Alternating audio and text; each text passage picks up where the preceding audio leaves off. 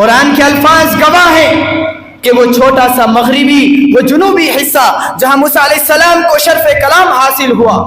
داؤد و سلیمان علیہ السلام کو پروانہ توبہ ملا، حضرت ابراہیم خلیل اللہ کو آمد اسحاق کی خوشخبری سنائی گئی، حضرت زکریا کو بشارت دی گئی، حضرت مریم کے پاک دامنی کا اظہار ہوا، جس مقدس زمین سے عیسیٰ علیہ السلام کو آسمانوں پہ اٹھایا گیا، جس سے وابستہ نبیوں کی دعائیں ہیں، معراج النبی کے مناظر ہیں۔ آج کی سیاہ تاریخ کے اندر وہ سرسبز و شاداب زمین کھنڈرات میں تبدیل کر دی گئی، ناشوں کے ٹکڑے کیے گئے، مریضوں پہ حملے کیے گئے، ہسپتال پر میزائل ڈالے گئے، لیکن قربان جائیے ان مسلمانان فلسطین کی ہمت و جواں مردی پر، حوصلہ و اعتماد علی اللہ پر، جنہوں نے جاں فروشی کے ساتھ دشمن کی آنکھوں میں آنکھیں ڈال کر مقابلہ آرائی کی۔ یہ غازی، یہ تیرے پر اسرار بندے جنہیں تو نے بخشا ہے ذوق خدائی، دو نیم ان کی ٹھوکر سے صحرا و دریا، سمٹ کر پہاڑ ان کی ہیبت سے رائی۔